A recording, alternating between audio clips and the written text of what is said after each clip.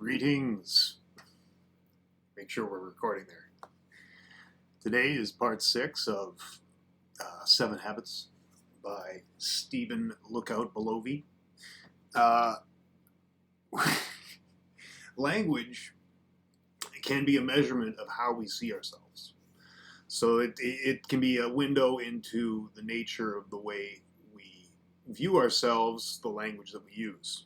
Because the behavior flows out of our paradigms, and language can be indicative of that. So a reactive person might use language that absolves them of responsibility. Phrases, that's me, that's the way I am, there's nothing I can do about it.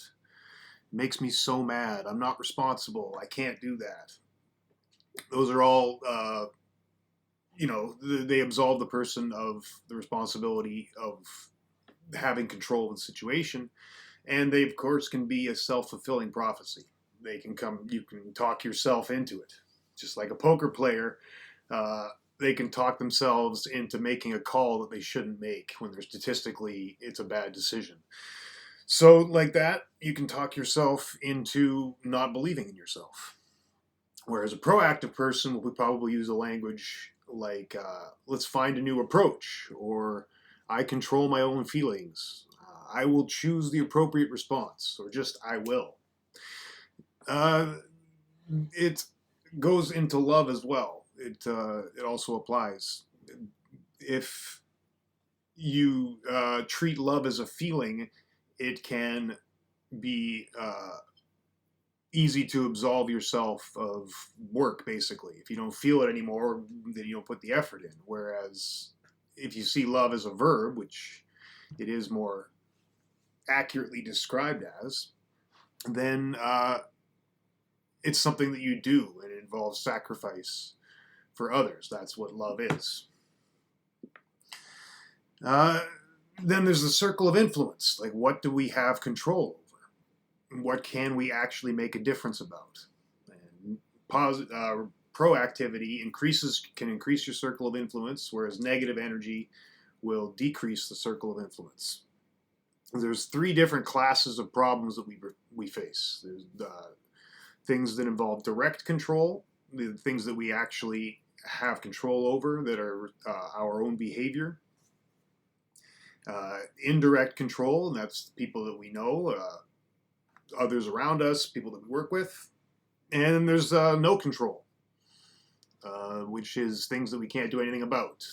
Foreign policy, your past, situational conditions.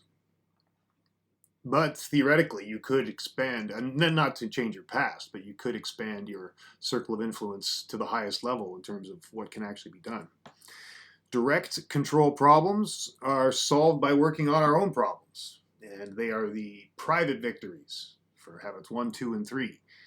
The indirect control are changing our methods of influence, and those are the public victories. Those are more involved with habits 4, 5, and 6. There's many ways to influence people. Most people only know a few: reason, or intimidation, or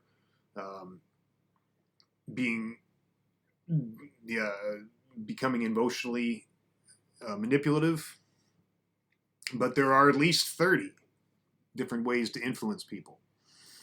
And so there's a story about expanding influence where there was a president of a company who came in and told everyone what to do and didn't ask for anybody's opinion. And he was pretty well disliked. But the executives, they would use language that absolved them of responsibility. They would complain about weaknesses, and they would just say this isn't fair, but nobody had any concrete plans, and all they did was complain. Whereas one person went above and beyond, would take the jobs that were given and figure out what else needed to be done and do extra work and provide exactly the information that the president wanted. And eventually, in one of the executive meetings, the boss asked, "What's your opinion?" And that was a big thing because they'd gone above and beyond and basically made themselves useful by focusing on the strengths and weaknesses of others. If you compensate for others' strengths and you compensate for their weaknesses and you don't challenge their strengths, they won't feel threatened. For example, look at Gandhi's another example. While his detractors in politics were calling him out, condemning the British occupation, he was working in the fields getting a grassroots swell. And without any official power or official public office, he was able to, free 300 million people. He was expanding his circle of influence. So, to conclude, if we can say I'm responsible, we might have to say I'm irresponsible. So that's why a lot of people will avoid it.